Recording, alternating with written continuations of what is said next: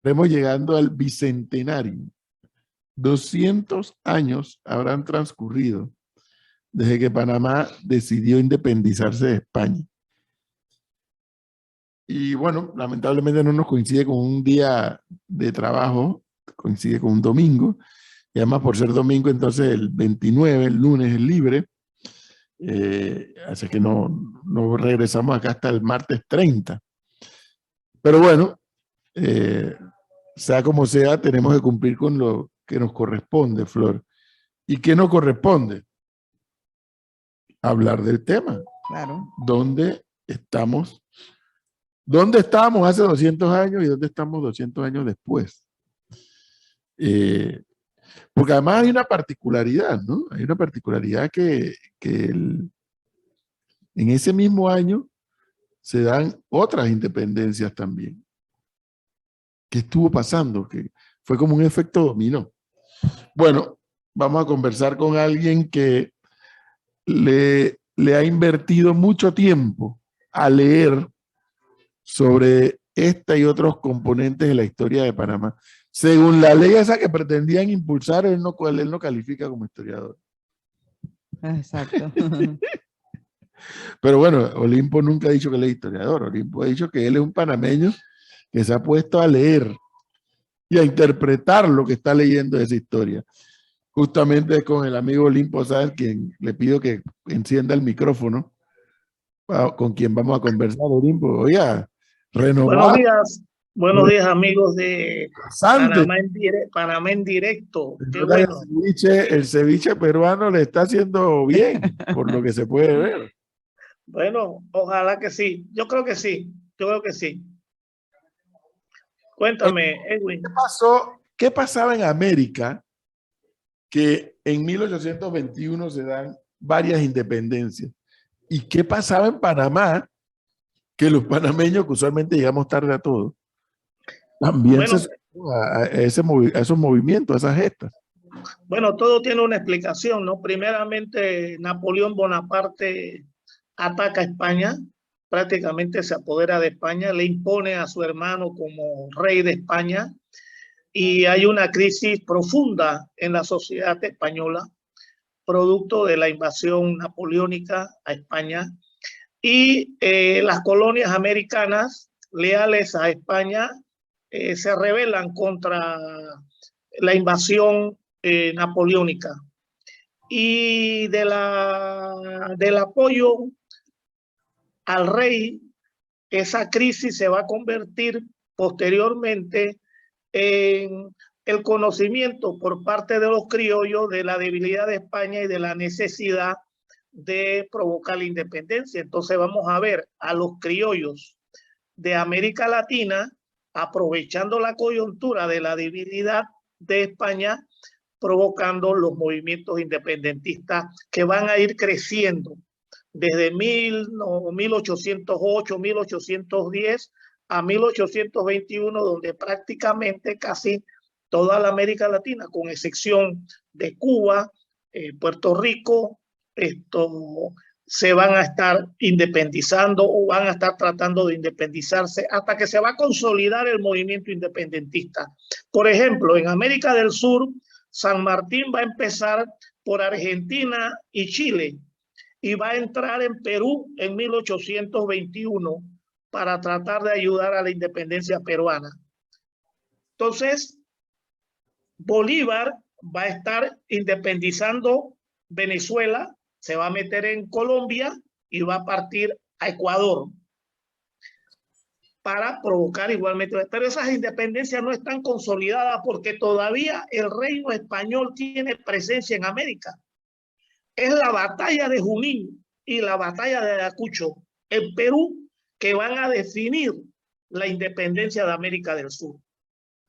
Y la van a definir con los ejércitos que Bolívar ha ido armando en Venezuela, España y Ecuador, y también con un contingente de panameños que no pelearon en 1821, el 10 de noviembre, ni el 28 de noviembre, ni el 1 de diciembre de 1821, que son las declaraciones de independencia de la provincia de Panamá y de la provincia de Veragua, pero van a ir a pelear a Ayacucho en 1824. Bien, y lo mismo va a estar pasando en Perú. Se adelanta a julio de 1821, pero Centroamérica el 15 de septiembre, y luego va a ser México en 1821, que va a consolidar la independencia de España. En el caso de Panamá se van a dar otros eventos. Primero, la población panameña es de 100.000 habitantes. No nos podemos llamar engaño, hay que ver las realidades. 100.000 habitantes era lo que tenía el Istmo de Panamá. Aquí en el Istmo de Panamá se apertrechaban las tropas que iban a pelear al sur. Así que Panamá era un país, o el Istmo de Panamá era un país tomado por las tropas españolas. Pero en 1821, a raíz, casualmente, de las guerras en el sur, el comandante de las tropas españolas que están en Panamá se va a trasladar a Ecuador a ver si reconquista lo perdido. Pero mientras tanto, en Panamá se dan otros eventos. El reino español, necesitando financiar las guerras contra los independentistas, va a exigirle a los panameños de la capital y a los panameños del interior tributos. Y hoy, como también los panameños no queremos pagar impuestos, tampoco los querían pagar en aquel entonces. El país además, el Istmo de Panamá además, estaba empobrecido por una crisis económica que venía arrastrando desde hacía mucho tiempo. Pero además de eso, estaba el atropello del ejército español contra muchos panameños en diferentes partes del Istmo panameño, producto pues de la prepotencia de un ejército que quiere un puerco, que quiere una vaca, que se quiere llevar el maíz, que se quiere llevar el arroz, y además el reclutamiento obligatorio de los brazos jóvenes para meterlos en el ejército para que fueran a pelear por el rey. Y esos brazos jóvenes, para los que han sido interioranos, saben lo que significa.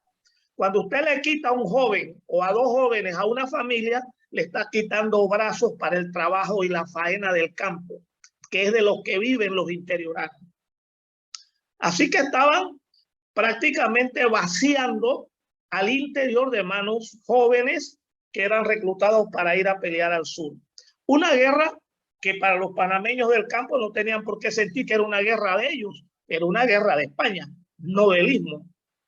Bien, pero además hay que decirle a los panameños que me están escuchando que ya para 1820 las ideas liberales estaban empapando a la sociedad panameña, especialmente a la élite, a los grupos profesionales, a los grupos comerciantes.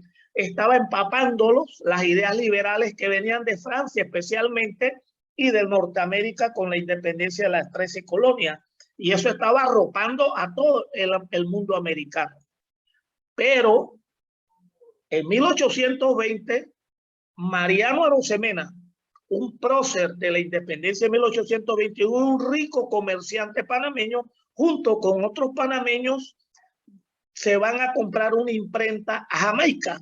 La traen a Panamá, la instalan y en 1821 van a sacar un periódico llamado La Miscelánea del Istmo, que va a difundir ideas liberales, la idea del libre mercado, la idea de acabar con el monopolio, la idea de darse un gobierno más autónomo, y todas estas ideas poco a poco van a ir permeándose en las élites interioranas también, de forma tal que en un movimiento rápido, el 10 de noviembre, el Cabildo Santeño se va a declarar independiente de España y por ahí mismo va a anunciar que se va a unir a la Gran Colombia de Bolívar.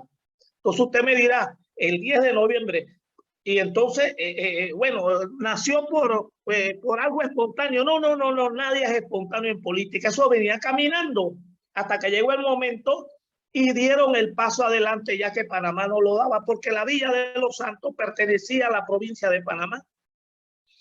Eso provocó que Panamá tratara de mandar un ejército con gente de Veragua y de Panamá a aplastar a los villanos.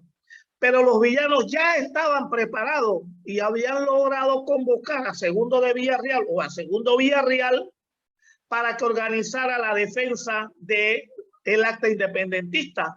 Y entonces voluntarios de OCU, de PC, de Parita, de Las Tablas, de Pocrí, de Aguadulce, se van a unir en un ejército popular dirigido por el coronel Segundo Villarreal, título que le da el Cabildo de la Villa de los Santos para defender lo que se había hecho en la villa el 10 de noviembre. Finalmente, como las cosas en Panamá, con esta cultura mercantilista de comerciantes que tenemos, los panameños que también ya venían preparando, los capitalinos de la provincia de Panamá, que ya venían preparando el movimiento y esperaban la oportunidad, como ha esperado los panameños permanentemente, las oportunidades debido a nuestras propias debilidades. Y si ahora tenemos debilidades, imaginen ustedes en 1821.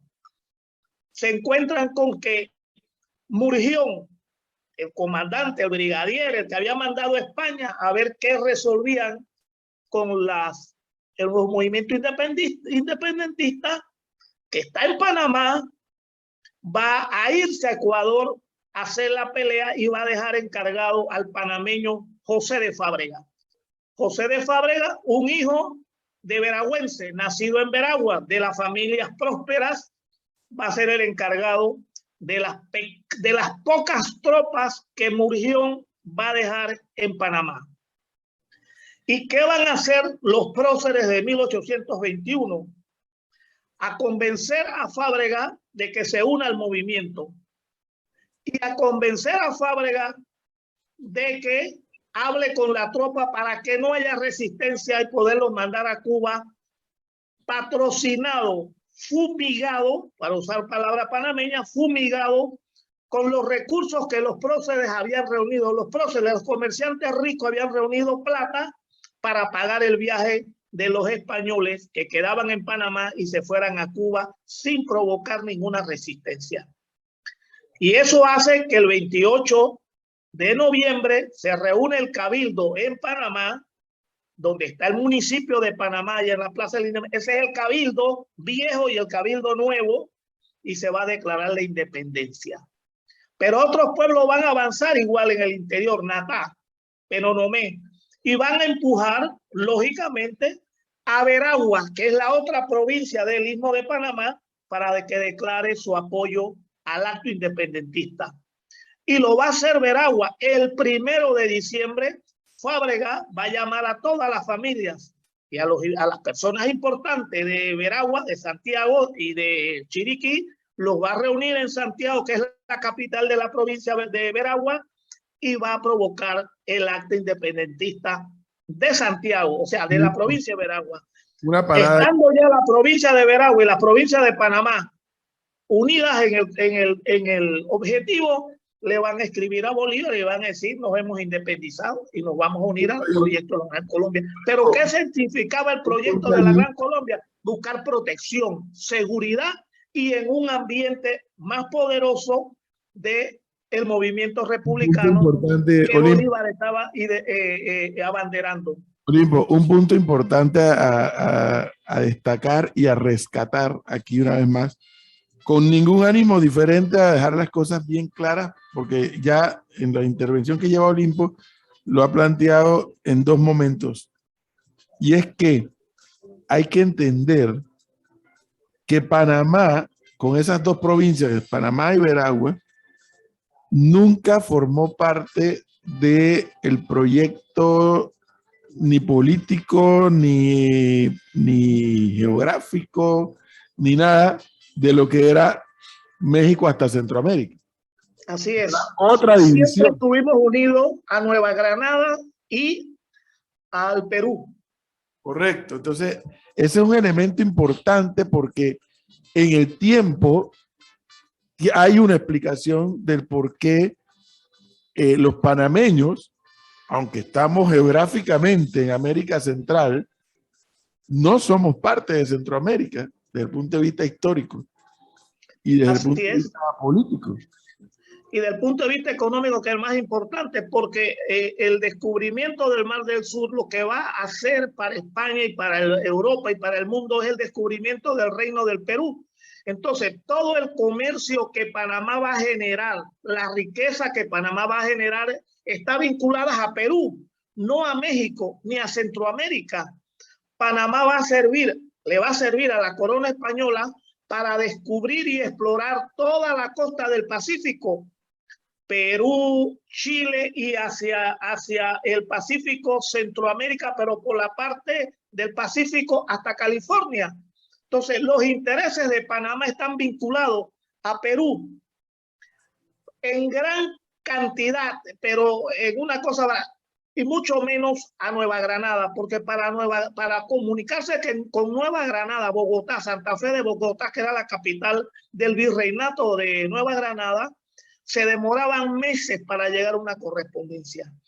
Era más fácil ir al Perú, pero además era mucho más rico los negocios que Panamá hacía con Perú que con los que hacía con Nueva Granada, Santa Fe de Bogotá o los que hacía con Centroamérica. De ahí la importancia de Panamá en el Pacífico, con especialmente Perú. Y por eso que cuando se discute la independencia en 1821 se discutía, uno, apoyarnos en México, que estaba muy lejos, o apoyarnos en Perú, que estaba más cerca, pero resulta que Bolívar en esos momentos, Bolívar en 1821 manejaba la Gran Colombia, tres regiones, Ecuador, Venezuela y lo que hoy es Colombia, Nueva Granada. Y esas potencias le daban a Panamá mucha más seguridad de sobrevivir a una nueva intervención española. Le daba mucho más seguridad. Por eso es que nos fuimos con Nueva Granada, con Bolívar, porque era el abanderado del gran proyecto republicano. Ese es un elemento que yo creo que hay que remarcar para poder entender algunos aspectos, porque viene el otro elemento. A pesar del vínculo histórico y económico de aquella época, nuevamente entonces, pero es que los panameños tampoco nos consideramos suramericanos. Así es.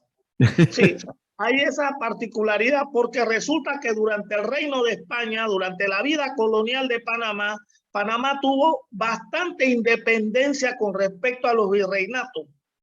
Independencia jurídica con la Audiencia de Panamá, independencia comercial con los puertos de Portobelo y los puertos de Panamá, y tuvimos cierta independencia de vida, y eso también nos llevó a tampoco sentirnos muy atados a Sudamérica.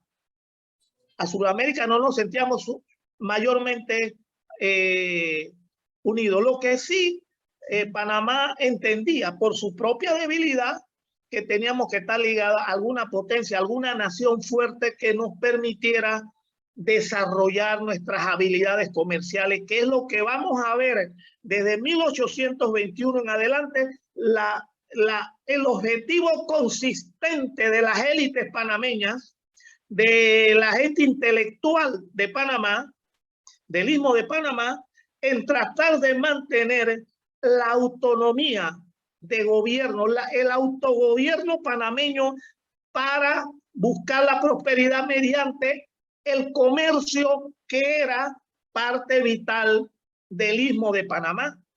Y si ustedes van a ver todos los movimientos que van a surgir de 1821 hacia adelante, es la lucha de las élites comerciales, intelectuales, políticas del Istmo de Panamá por crear la prosperidad panameña mediante un gobierno autónomo, que al principio va a fracasar. 1830, 1831, 1840, que es el experimento más durable de todas esas separaciones, porque dura 13 meses con Tomás Herrera al mando, hasta que nuevamente volvemos a los brazos de Colombia. Viene 1855 con el proyecto de Justo Arosemena, el más largo en tener un medio gobierno propio, el Estado Federal, hasta 1886. de 1855 a 1856. Va a venir las protestas de Santiago de la Guardia en 1856, cuando se declara neutral frente a las peleas de la Guerra Civil Liberales Conservadores, y luego la invasión de un ejército liberal de Colombia, el triunfador, que va a aplastar la rebelión de Santiago de la Guardia, que va a retirar la capital de Panamá, la va a retirar y se la va a llevar a Santiago para enfrentar al ejército colombiano. Y va a sucumbir, va a morir peleando. Este conservador, porque era conservador, Santiago de la Guardia Arrué, gobernador conservador, se va a enfrentar al ejército liberal de Colombia en el Río Chico de Natá, donde va a morir junto a otros panameños que nosotros no conocemos, que no están sus nombres escritos en ningún monumento, en ningún bronce, en ningún pedazo de mármol, porque así somos los panameños, descuidados con esta historia y con la gente que se mata por nosotros. Justamente. Pero en 1846, Edwin, esto es muy importante que los panameños entendamos, en 1846, Nueva Granada, o sea, Colombia, asustada por dos amenazas.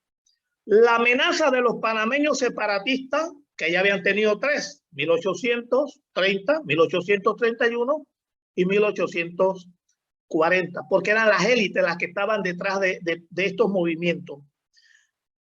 Asustados por el movimiento separatista y asustados porque el gobierno inglés, el imperialismo inglés, se acercaba a las costas panameñas amenazante. Y ante el temor de perder el istmo de Panamá, hizo un tratado con los Estados Unidos, el Mayarino-Bidlack, de 1846, por el cual los colombianos le permitían a los Estados Unidos pasar tropas por el istmo de Panamá. Acuérdense que Estados Unidos no tenía camino, ni tenía ferrocarril, ni tenía barcazas que pasaran del este al oeste, de forma tal que tenían que utilizar el istmo de Panamá para ir a California, viceversa, venir de California y pasar entonces a Nueva York o a Washington. Bien.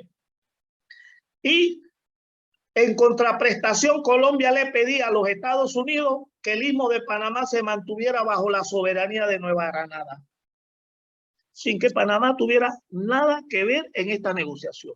Colombia negoció: el istmo va a ser de nosotros y ustedes nos lo van a proteger. Eso permitió a los Estados Unidos en varias ocasiones intervenir en la vida nacional, en las trifulcas de liberales y conservadores en el istmo de Panamá. Así que si los gringos llegaron a Panamá y están en Panamá, es gracias a los colombianos, no a la burguesía panameña, no a los comerciantes panameños, no a los intelectuales panameños. Ellos se encontraron con esa realidad, vivieron con esa realidad, y en 1903, Edwin, van a aprovechar esa realidad para beneficio de los objetivos históricos del istmo de Panamá, su independencia. Eso es lo que va a pasar. Sí, eso, parece mentira, Olimpo, pero eso ha marcado a la sociedad panameña. Qué casualidad que ayer ahora ha adquirido un nuevo vicio. Y es que todas las noches antes de acostarme pongo en YouTube y ayer me encontré con Historia del Canal de Panamá. Ajá. Ahí entrevistan a varios panameños, pero cuando oyes al narrador, escuchas al narrador, te das cuenta que es una sociedad, y no lo digo de forma peyorativa, Olimpo, lo digo desde un punto de vista de una característica. Ha sido históricamente una sociedad transaccional. Totalmente, totalmente. Pero no es un vicio. No es malo. Exacto, eso que te iba a decir. Aquí hay gente que ven en eso una maldad o un oportunismo de cuatro comerciantes. Oye, es una realidad en la cual nosotros vivimos. Es una realidad. La élite nuestra es una élite de comerciantes. Y la élite intelectual vive en gran parte del apoyo de esa élite comerciante. Es la realidad. Y hemos vivido cosas, y esa realidad es lo que nos ha ayudado a lograr unos grandes pasos gigantescos en nuestra historia sin derramar sangre, que otra gente ve y cree que es una falla de nosotros el no haber derramado sangre en 1821, en 1840 o en 1903, como si fuera un delito no derramar sangre por una separación o por una independencia. Pudiéramos verlo como una virtud. La habilidad de los panameños en poder lograr sus objetivos sin derramar sangre, que hemos dado grandes pasos. Y lo interesante de todo esto, Edwin, son los pasos gigantescos que hemos dado de 1821, 1903, 1999 y ahora en donde estamos, pese a la pandemia, pese a lo que se diga, estamos mucho mejor que en la vieja aldea colombiana o a principios de la República de 1903. Quiero rescatar un elemento porque yo coincido con el argumento de Olimpo en esa especie de mezquindad que tenemos los panameños para con nosotros mismos, ¿no? Fíjese que qué pena me da cada vez que yo escucho a la gente decir tumba muerto en lugar de decir Ricardo J. Alfaro. La forma de disminuir a Ricardo J. Alfaro y todo el aporte que hizo a Panamá y al mundo. ¿Qué nombres podríamos rescatar y destacar en 1820, antes de 1821 y después de 1821? Bueno, para empezar, lo conocido, las élites conocidas son las que firman el acta. En el caso de Panamá, donde se concentra, realmente se concentra la vida intelectual, la vida económica, la vida política, tú los vas a encontrar todos esos nombres en el acta de 1821. Porque en el acta de 1821 de la Villa de los Santos te vas a encontrar con dirigentes del área campesina, del interior, que también tienen algo que decir y que fueron los primeros en decirlo. Pero luego va a haber como un apagón en el interior con respecto a todo ese movimiento de esos 82 años junto a Colombia, a Nueva Granada. Va a haber un apagón, pero aquellos hombres de 1821, del 10 de noviembre, van a ser los dirigentes, por decirlo así, comunales, regionales del interior, de esa parte del interior. Y la élite comerciante, la élite intelectual de Panamá está radicada en la ciudad capital y esa se va a pronunciar con el acta de independencia de 1821, aupada por, además del apoyo de José de Fábrega, por un obispo que era peruano. El obispo de Panamá en ese entonces era peruano, Durán. Este obispo Durán era nacido en Perú, pero estaba trabajando en Panamá como el obispo de la región.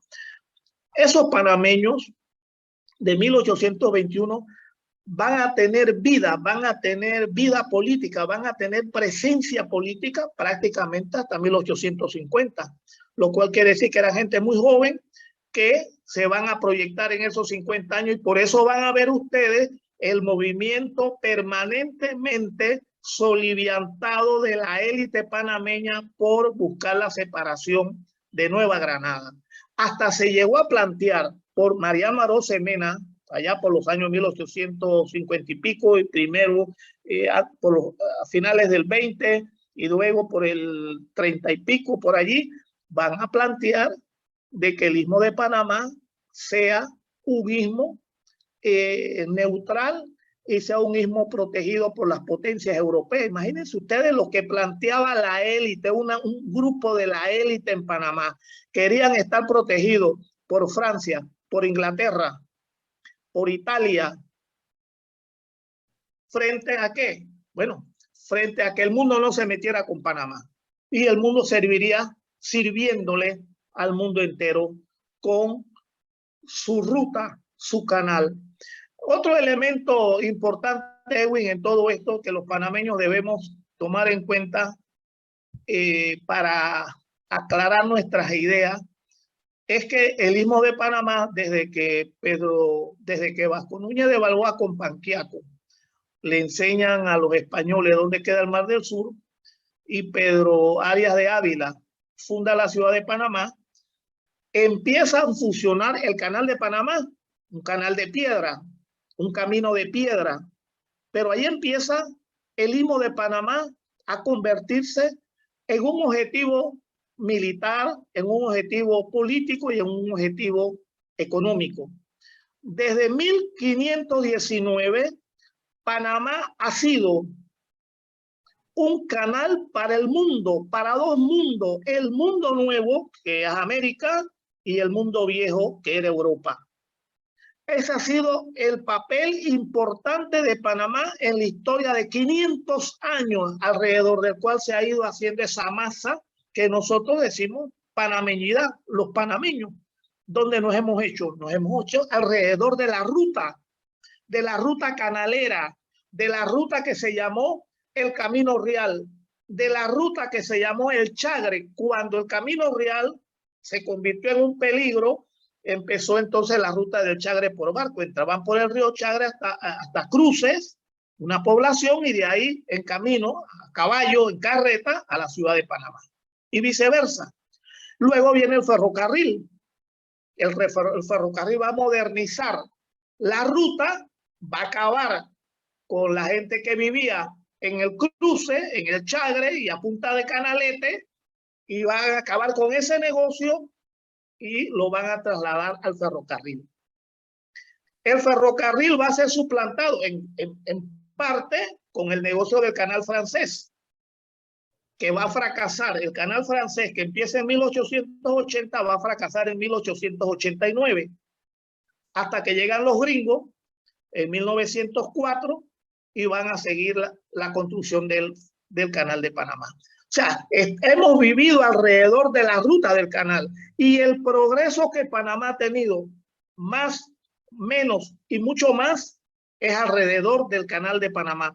Por eso ven ustedes que la población mayoritaria del Istmo de Panamá se concentra en Panamá y Colón. Esa es la ruta del negocio, la ruta del comercio, la ruta de la prosperidad, la ruta de salir de la pobreza, la ruta de las oportunidades. Y todos los pueblos quieren oportunidades. Por eso que la gente vive esperanzada en los negocios del canal. Todo lo que los negocios dan alrededor del canal de Panamá, del transporte marítimo.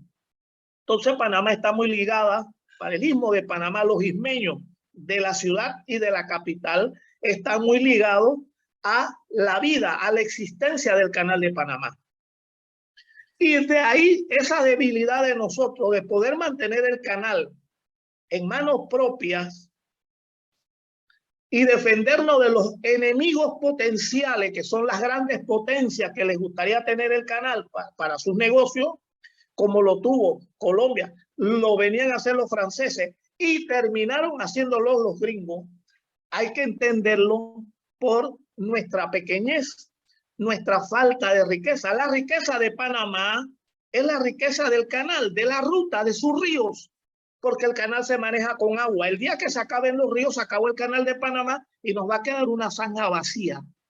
Por eso los panameños tenemos que preocuparnos por defender la cuenca hidrográfica, por no dañar los ríos, porque el canal trabaja con agua. El día que se acabe el agua, se acaba el canal, y ya veremos a la población panameña huyendo a sembrar plátano y yuca y guandú para poder vivir. Esa es una realidad que los panameños no debemos olvidar. Con la particularidad que el mismo recurso hídrico para operar el canal es el mismo que nos abastece agua potable. Correctamente. Por lo menos a la ciudad de Panamá y a la ciudad de Colón. Exacto. Y nosotros la ensuciamos. Bien. Yo no sé, Will, si tienes alguna otra pregunta. No, quería aportar aquí, me dice este oyente, quiénes fueron los firmantes de esa acta.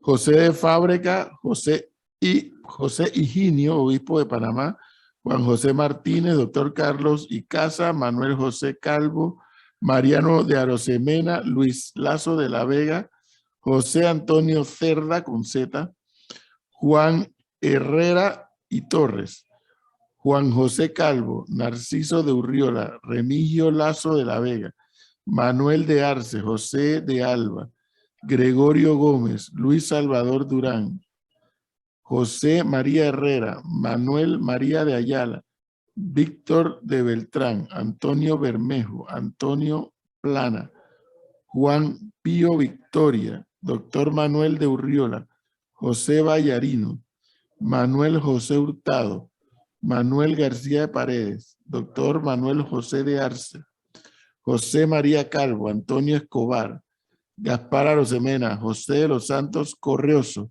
quien es o era el escribano público. Sí.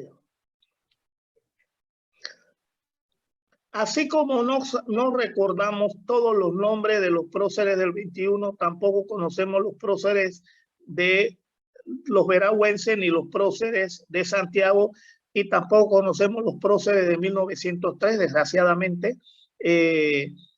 Panamá le ha faltado lo que en otros países se da, y es levantarles monumentos a sus héroes. Así es. Con todos los defectos que tengan.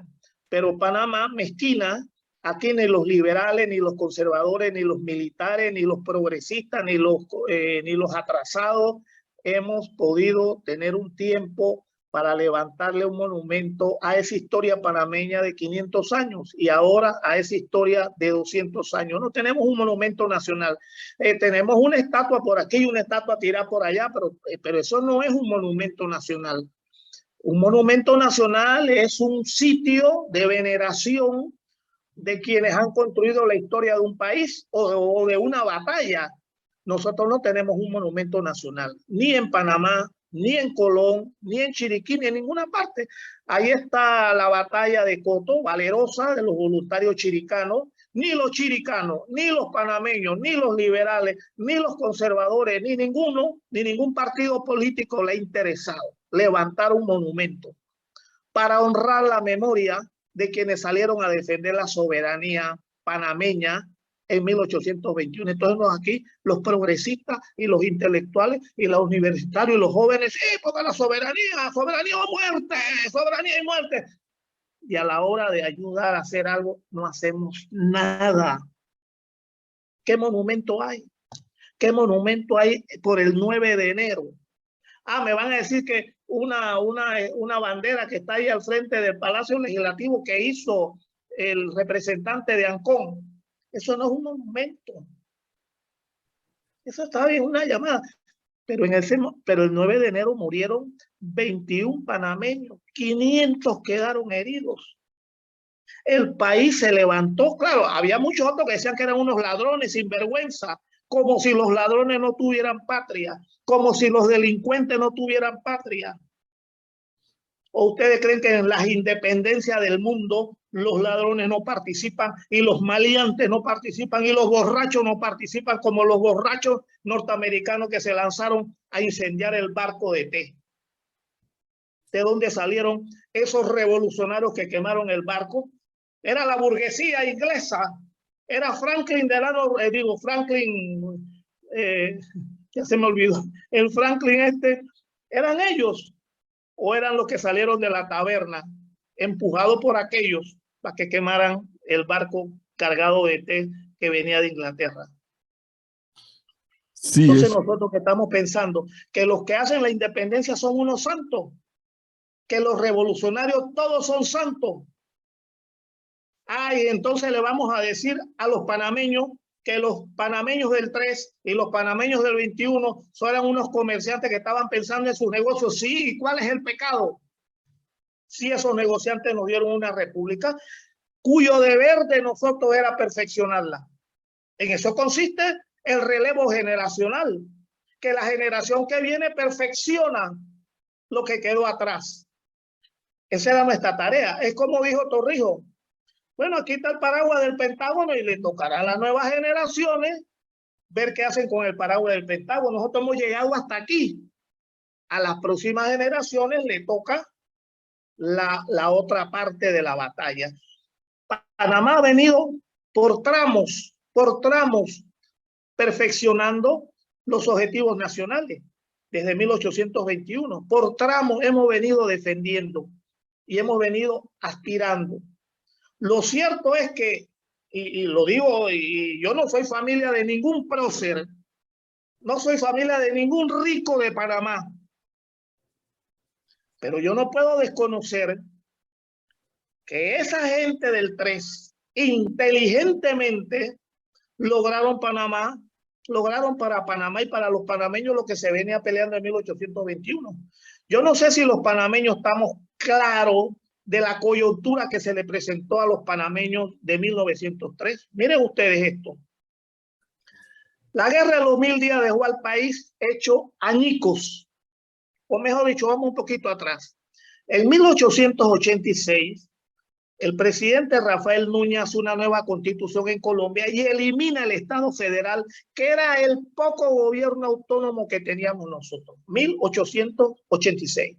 Pero en 1889, el canal francés se declara en quiebra. Por lo tanto, las labores del canal francés, que llevan por la mitad, estaban totalmente paralizadas. O sea, el Istmo de Panamá se llenó de desempleados extranjeros y de los desempleados panameños que estaban en la obra. En 1889.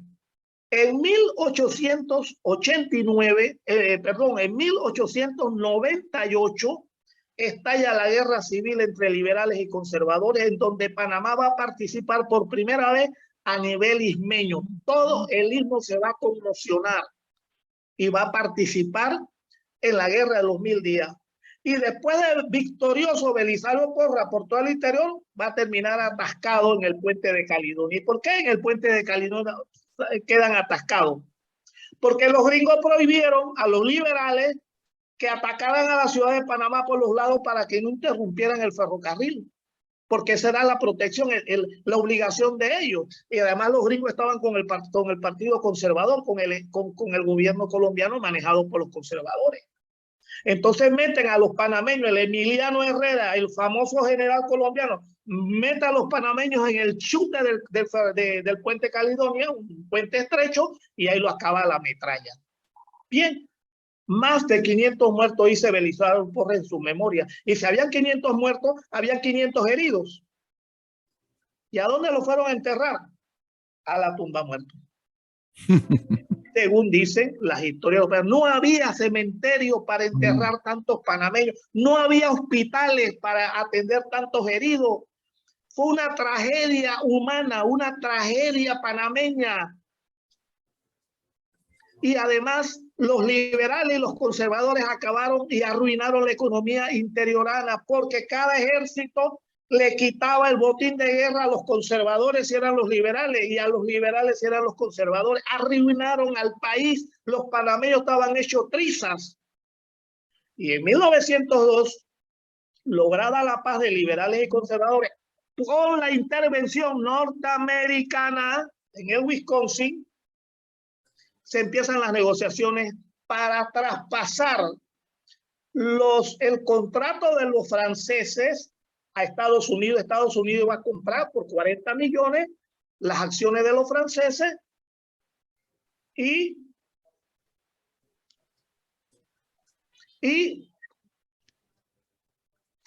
a los franceses, los Estados Unidos van a comprar las acciones de los franceses y van a continuar con la obra del canal que estaba paralizada. Pero los gringos tenían otra opción. Si los colombianos no apoyan el tratado, los gringos tenían el permiso, Roosevelt tenía el permiso del Congreso de Estados Unidos para hacer el canal por Nicaragua. Cuando en 1903, después de fusilar a Victoriano por ser un caudillo díscolo que no podían manipular, lo fusilan para mantener la paz en el istmo. Entonces viene el acabose. El Senado colombiano rechaza el tratado. ¿Y qué le queda a los panameños? ¿Qué van a hacer los panameños? Un hueco, una zanja, y la ruina del país, y el negocio se va a trasladar para Nicaragua. ¿Qué hacen los comerciantes y los políticos conservadores que están en el poder en el departamento de Panamá? Es la oportunidad de aprovechar. Y entonces bien le dicen a los gringos, bueno, nosotros estamos en capacidad que si ustedes nos apoyan para formar la República Independiente, nosotros le vamos a dar ese tratado que rechazaron los colombianos, porque era un tratado negociado con Herrán, un ministro colombiano, con los gringos, con Jay. Entonces, los gringos dicen, ¿cómo? Oh, eso es lo que estábamos esperando. Ustedes están dispuestos, ustedes tienen la posibilidad de que el pueblo se una. Nosotros tenemos la posibilidad, nosotros tenemos el liderazgo, nosotros podemos lograr la separación sin derramar sangre. Sí, ¿qué necesita? Nosotros necesitamos que ustedes pongan un acorazado en Colón y un acorazado en Panamá para que los colombianos sepan que no va a haber represalia de parte de ustedes utilizando el Mayarino Tila. Y los vamos a apoyar, pero ustedes tienen que dar la cara la van a dar los conservadores. Y Amador Guerrero, que se convierte en el líder del movimiento, que es amigo de Esteban Huerta, porque Esteban Huerta es colombiano, y es amigo de Felipe Bunó Varila, el ingeniero, porque Amador Guerrero era médico también de los franceses, médico del Batallón Colombia y médico del ferrocarril, va a unir todas esas piezas y va a convencer a los gringos que los panameños van a dar el grito de separación, pero que necesita el apoyo de los gringos. Los gringos dijeron, ajo, tenemos el canal ya en manos nuestras. Y efectivamente así fue. Se dio la separación el 3 de noviembre. Bueno, fíjense ustedes que el 3 de noviembre, cuando el amigo Amador Guerrero le dice a los próceres del 3 que llegó el batallón Tiradores con 500 hombres a Colón, se aculillaron y salieron huyendo, dijo el otro. Y es María Osa de Amador cuando ve tirado a Amador Guerrero en la hamaca, le dice, ¿qué pasa, Amador? Y Amador le dice, no me meto más en estas revoluciones. Hemos sido abandonados. Todo el mundo preparando maleta para huir porque venía la represión del ejército colombiano contra ellos. Y le dice María Osa de Amador, otra mujer que aquí no tiene un monumento. No hay un monumento para las mujeres que hicieron posible también la independencia. Y no, Amador, a María Osa le dice, no. Párate de aquí, ve a buscar apoyo y evita que el ferrocarril traslade a los soldados a Panamá. Eso fue lo que prendió la chispa. Y efectivamente eso fue lo que logró Amador Guerrero con sus contactos. Evitar que el ferrocarril trasladara a los 500 hombres. Pero además amarró otra cosa. Amarró a Esteban Huerta y también lo sobornó. Que van a decir que esto es pecado, que le dio plata al ejército. Oye, pero se evitó la muerte de miles de panameños posiblemente. Se evitó la muerte de los panameños. Además, Esteban Huerta estaba casado con panameña y la mayoría de esos colombianos que estaban viviendo aquí del ejército tenían familia panameña. Bueno, ¿y qué hizo Amador Guerrero? Dice, no, dale armas a los panameños para que vayan a defender el acta. Entonces vino Esteban Huerta, le abrió las puertas al cuartel a los liberales que ya estaban convencidos por Amador de que se unieran al proyecto separatista. Y los liberales se reunieron en Santana, donde eran mayoría, y con Domingo Díaz a la cabeza, el liberal, van a ir a buscar armas y se van a trincherar en la ciudad, fuera de la ciudad, por si acaso el batallón Tiradores llegaba a Panamá, lo iban a apañar a punta de bala. Y eso eran los panameños dispuestos a rifársela por la separación. Eso no lo cuenta la historia panameña, no lo cuentan, se lo cuentan a los niños, como que le llegaron los gringos y resolvieron el problema panameño. No es tan cierto. Los panameños hicieron todo ese otro trabajo, un trabajo de inteligencia, de diplomacia. También se sobornó a mucha gente, sí es cierto. Eso también es parte de la independencia y de la lucha por la liberación. Entonces, el Panamá de 1903, con ese movimiento, logró que Panamá, además de que se construyera el canal por Panamá, se produjera todo ese bienestar que Panamá no tenía. De 350,000 habitantes en 1903, el 90% eran analfabetos. Y lo primero que hacen los próceres es promover la educación panameña. Y como ejemplo está la construcción de esa mole para aquella época del Instituto Nacional. Y está el Artes y Oficios, no el que está ahora, porque el Arte y Oficio estaba en el casco viejo. Y está el Hospicio de Huérfanos, que ya no existe, para recibir a todos los huérfanos que habían quedado por allí. Contrataron a los salesianos para que se encargaran. Y contrataron a los jesuitas para que fueran a asambleas a crear ambiente después, a crear escuelas y religión, etcétera. Y contrataron maestros y profesores en el exterior para que vinieran a educar a los panameños y montar un ejército. Y esos políticos a los cuales tanto criticamos construyeron el Liceo de Señorita, construyeron la Normal de Santiago, construyeron la Universidad de Panamá en el 35, 36. Este país es totalmente distinto, con un canal que ayer fue gringo y que hoy es panameño, con una ampliación del canal. Todo eso lo hemos aprendido en el transcurso del tiempo. Hoy somos más y mejores que ayer. Tenemos otros defectos, pero es un problema de nosotros. Nosotros deberíamos corregir esos problemas. Que hay más corrupción, es muy posible, pero nosotros lo hemos permitido. El ciudadano panameño lo ha permitido. Han robado los ricos y han robado los pobres, los de la clase media, con el juegavivo. Todos queremos ser juegavivos. Esos son problemas que nosotros debemos resolver en este bicentenario. Pero Edwin, como yo sé que tú tienes compromiso, tengo entendido, quiero decirte lo siguiente. Este bicentenario debe ayudarnos y debe enseñarnos a nosotros a mirar el pasado, analizar ese pasado y comprometernos, los viejos que todavía estamos vivos y los nuevos, a construir un Panamá mucho mejor que el que hemos recibido. Hay que mirar al pasado, hay que aprender del pasado, hay que sentirnos orgullosos de ese pasado. Hay que sentir nuestra realidad como ha sido y hasta dónde hemos logrado llegar.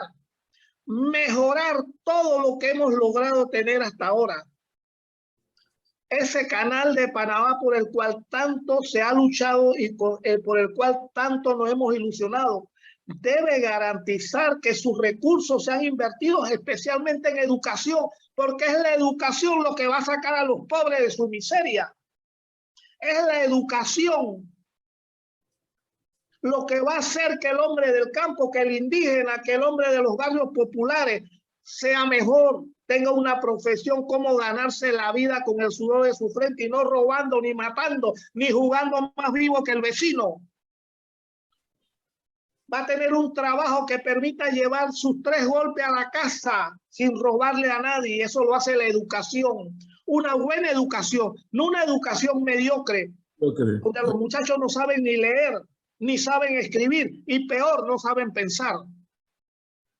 Necesitamos que ese canal produzca riqueza para la educación, para promover otras empresas que creen empleos, para que deje de ser una isla, una ciudad prohibida, como tenían los chinos, la ciudad de Beijing, de Pekín, una ciudad prohibida que nadie sabe lo que se está haciendo ahí.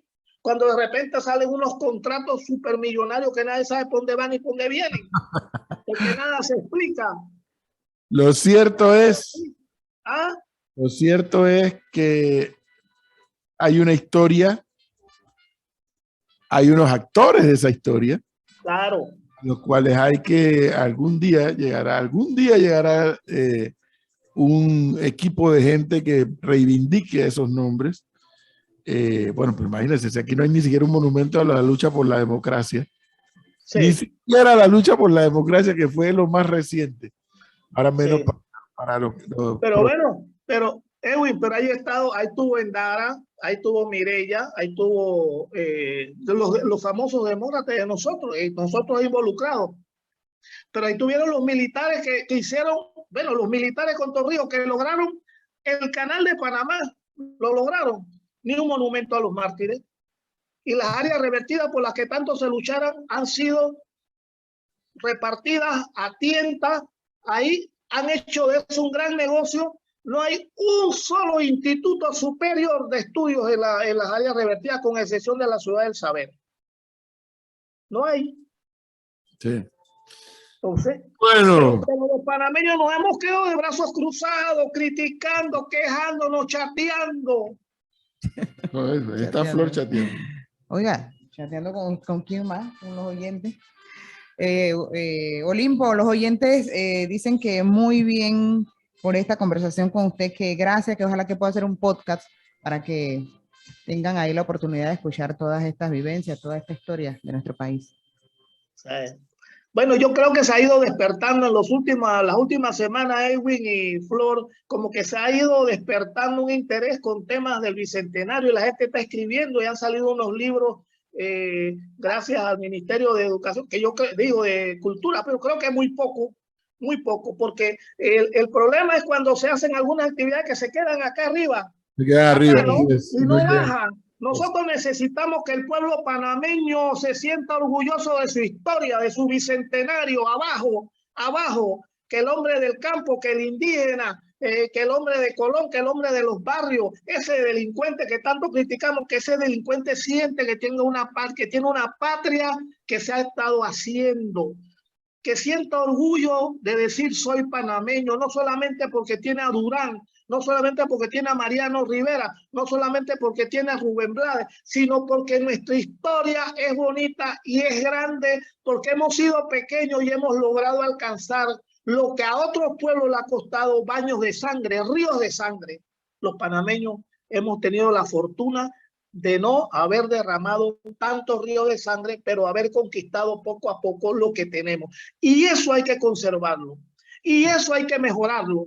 Y los panameños, para mejorar el pasado, tienen que conocer el pasado, honrar al pasado. Por eso he venido insistiendo, Edwin, contigo y con otra gente, es necesario levantar un monumento nacional donde todos los panameños lleguemos a honrar a los nuestros, y el extranjero que viene a vivir a Panamá o el extranjero que pasa por Panamá le rinda culto a la historia panameña, porque es una historia grande, es una historia hermosa.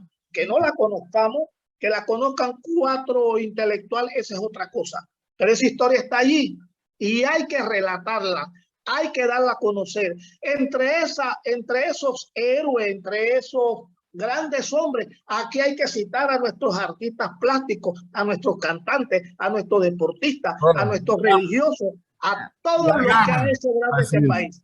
Bueno, Olimpo, gracias. Se nos fue el tiempo gracias ya. A ustedes. Valioso. Gracias a ustedes. Muy amable. Muchas gracias.